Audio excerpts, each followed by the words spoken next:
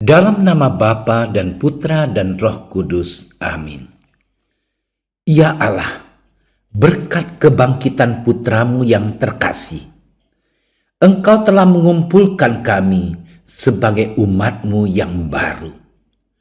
Kami mohon, penuhilah kami dengan rahmat dan damai-Mu, sehingga kami senantiasa sehati dan sejiwa, serta semakin berkembang dalam cinta kasih dan persaudaraan. Dan semoga bacaan kitab suci yang akan kami dengarkan dan kami renungkan saat ini memberikan kepada kami kesadaran akan kerahiman-Mu yang tanpa batas, belas kasih-Mu yang selalu mengalir dalam hidup kami sehari-hari. Amin.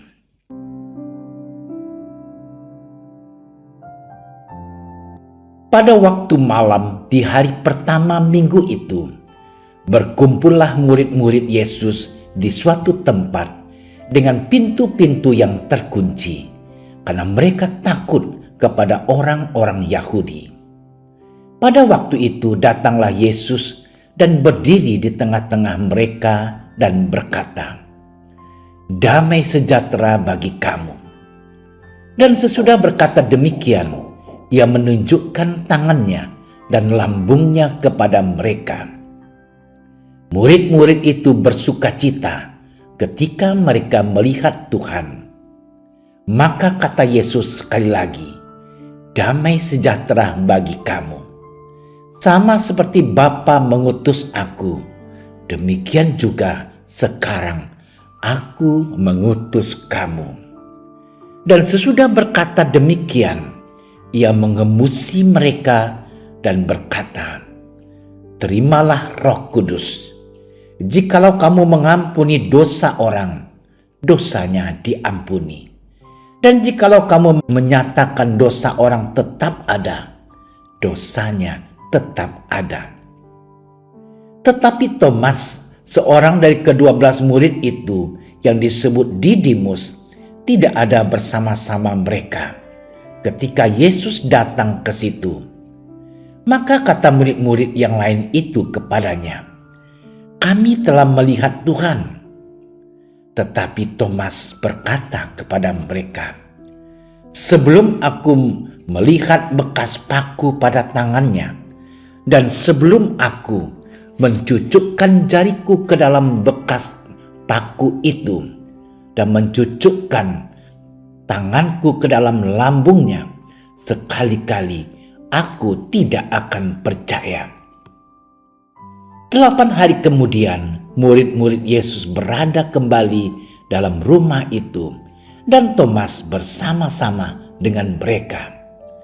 Sementara pintu-pintu terkunci, Yesus datang dan Ia berdiri di tengah-tengah mereka dan berkata, "Damai sejahtera bagi kamu." Kemudian Ia berkata kepada Thomas, "Taruhlah jarimu di sini dan lihatlah tanganku. Ulurkanlah tanganmu dan cucukkan ke dalam lambungku. Dan jangan engkau tidak percaya lagi, melainkan percayalah." Thomas menjawab dia, "Ya Tuhanku dan Allahku." Kata Yesus kepadanya, "Karena engkau telah melihat aku, maka engkau percaya. Berbahagialah mereka yang tidak melihat, namun percaya." Memang masih banyak tanda lain yang dibuat Yesus di depan mata murid-muridnya yang tidak tercatat dalam kitab ini.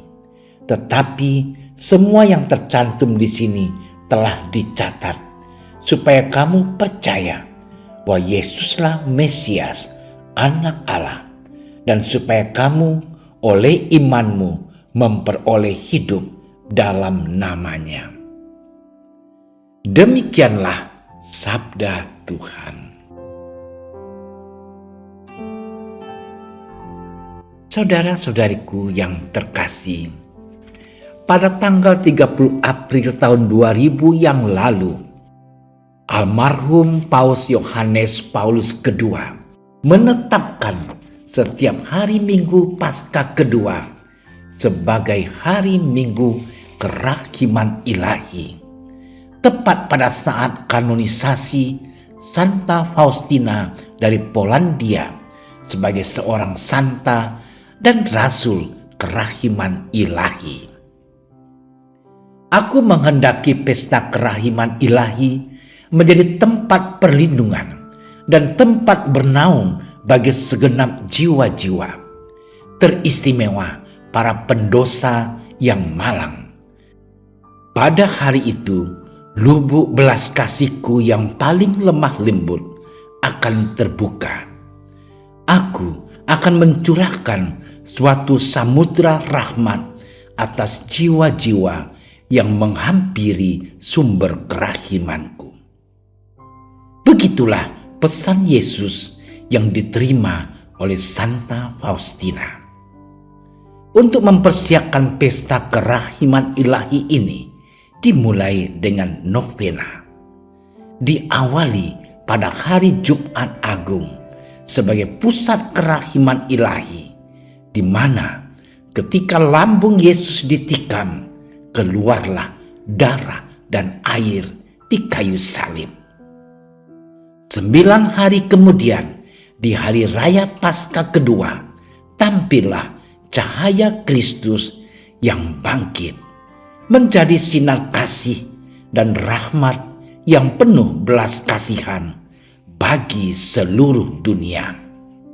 Lewat lambung Yesus yang diperlihatkan kepada para muridnya, ia berkata, "Damai sejahtera bagi kamu," sambil menunjukkan tangan dan lambungnya. Saudara-saudariku yang terkasih, ada 2 hal penting yang bisa kita renungkan dalam bacaan-bacaan hari Minggu ini. Pertama, tentang kerahiman Allah. Kedua, tentang kepercayaan. Yang pertama, tentang kerahiman. Sumber kerahiman Allah yakni tangan dan lambung Yesus. Karena lewat tangan dan lambung Yesus itulah Thomas yang ingin menunjukkan bahwa dia akan percaya kalau melihat dan mencucukkan tangannya ke lambung Yesus. Kita ingat bahwa lambung Yesus inilah yang ditikam oleh salah seorang serdadu Romawi, dan dari lambungnya mengalirlah air dan darah. Lambung Yesus menunjukkan pada hatinya yang ilahi dan penuh belas kasih. Dari sanalah mengalir air dan darah yang menunjuk kepada kerahiman ilahi yang memancar keluar secara berlimpah, anugerah belas kasihan atau kerahiman Allah yang dahsyat bagi dunia. Darah dan air adalah ekspresi dari kerahiman dan belas kasih Allah bagi dunia ini.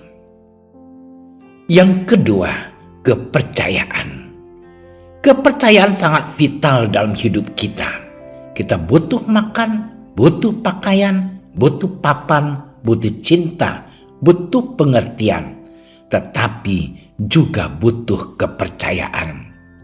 Kepercayaan itu sangat dibutuhkan, terlebih dalam berhubungan dengan sesama.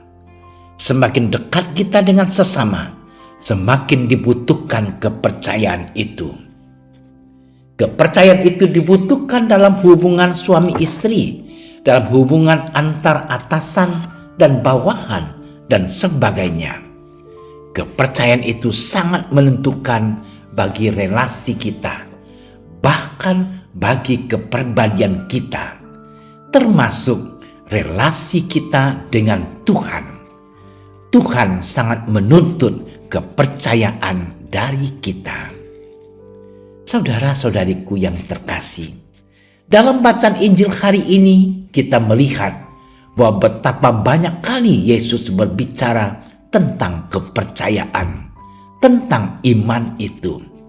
Yesus begitu menuntut iman kepercayaan itu dari manusia karena sangat penting dan vital dalam hubungannya dengan Tuhan. Kepercayaan Thomas menuntut syarat-syarat. padahal Tuhan mengharapkan para muridnya percaya kepadanya tanpa syarat. Kita bisa mengerti bagaimana hal itu bisa terjadi pada Thomas, karena Thomas sudah 3 tahun lamanya mengikuti Yesus dengan setia. Ia kagum akan apa yang diajarkan dan apa yang dibuat oleh Yesus. Ia punya harapan besar pada diri Yesus sebagai orang yang akan memulai zaman baru, zaman Ratu Adil, zaman kerajaan Allah. Akan tetapi semuanya menjadi sirna karena Yesus yang diidolakannya, yang menjadi pengharapannya, ditangkap, menderita, dan akhirnya mati di kayu salib secara tragis. Ia kehilangan harapan, bingung dan frustrasi. Akan tetapi tiba-tiba ia mendengar berita bahwa ia hidup dan sudah bangkit. Hal ini membuat Thomas semakin frustrasi sehingga ia berkata, "Sebelum aku melihat bekas paku pada tangannya dan mencucukkan tanganku ke dalam lambungnya, sekali-kali aku tidak akan percaya." Ia tidak mudah percaya pada berita-berita aneh yang beredar di tengah masyarakat pada zaman itu. Ini sesuatu hal yang positif. Akan tetapi ia terlalu mengandalkan panca inderanya untuk bisa percaya akan kebangkitan Kristus. Dengan mencucukkan tangannya ke dalam lambung Yesus, baru ia percaya. Tuhan mengatakan, "Berbahagialah orang yang tidak melihat namun percaya." Setelah melihat Tuhan, muncullah pengakuan dan sikap iman yang ditunjukkan dengan tegas. "Ya Tuhanku dan Allahku." Kita belajar dari proses berimannya. Berimannya Thomas mulai dari keraguan, bingung dan frustrasi. Lalu ia mau membuka diri kepada Tuhan yang terus-menerus mengetuk pintu hati kita untuk bisa percaya dan mengalami kehadiran Tuhan dalam hidup kita. Sehingga kita juga bisa mengatakan dari lubuk hati kita yang terdalam, "Ya Tuhanku dan Allahku." Tuhan memberkati kita. Ya Allah Bapa Surgawi, kami bersyukur atas anugerah kebangkitan yang Kau anugerahkan kepada kami melalui Yesus Kristus Putramu. Bimbinglah kami agar selalu membuka diri dan percaya akan kehadiran-Mu dalam hidup kami, sehingga iman kami semakin Kau perkuat. Jadikanlah kami mampu menjadi perpanjangan kasih dan belas kasih-Mu kepada sesama kami, karena kami percaya akan kerahiman dan belas kasih-Mu yang selalu mengalir dalam hidup kami. Amin. Kami berdiri di hadapan-Mu, ya Roh Kudus, pada saat kami berkumpul di dalam nama-Mu, bersama-Mu sendiri yang membimbing kami, membuat diri-Mu nyaman berdiam di hati kami. Ajarilah kami jalan yang harus kami tempuh dan bagaimana kami harus mengikuti jalan itu. Kami lemah dan berdosa. Jangan biarkan kami mendukung kekacauan. Jangan biarkan kebodohan menuntun kami ke jalan yang salah. Jangan pula keberpihakan mempengaruhi tindakan-tindakan kami. Kiranya kami menemukan di dalam Engkau kesatuan kami, agar kami boleh berjalan bersama menuju kehidupan abadi dan tidak menyimpang dari jalan kebenaran dan apa yang benar. Semua ini kami mohon kepadamu yang berkarya di setiap tempat dan waktu dalam persekutuan dengan Bapa dan Putra untuk selama-lamanya. Amin. Bapa kami yang ada di surga, dimuliakanlah namamu. Datanglah kerajaanmu. Jadilah kehendakmu di atas bumi seperti di dalam surga. Berilah kami rezeki pada hari ini, dan ampunilah kesalahan kami, seperti kami pun mengampuni yang bersalah kepada kami.